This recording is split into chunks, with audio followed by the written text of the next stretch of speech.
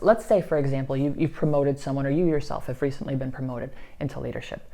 Okay, and let's say one of the things you recognize that you need to be able to do in your role now is to delegate, because you have limited time. You can't do all the jobs, right? You've got to find a way to be able to delegate.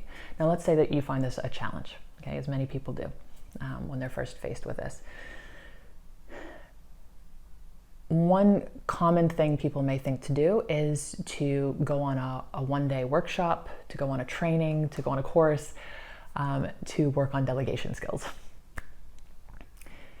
Now, if somebody didn't know what delegation was, or that they needed to delegate or something like this, then that might be very useful. If there was a gap in their knowledge and now the gap is closed, that may be very helpful. However, what I more often see is that it's not that people don't know that delegation would be useful, that it would help save them time, that it would help, grow the staff in their team, and that it could help with succession planning and things like this within the team. Often they recognize all of this.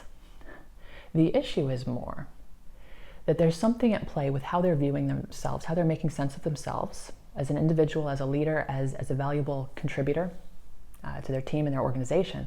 Something in their identity says, if I'm not the doer, then how the heck am I adding value?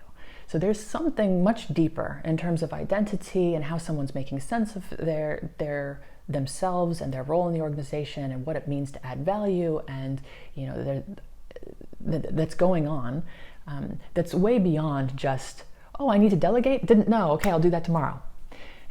It's often much more painfully difficult for individuals to let go, because there's something else in how they're making sense of the situation going on. And so vertical development can help us get under the hood, so to speak, understand, okay, how are you making sense of this that makes it very, very difficult to let go of anything?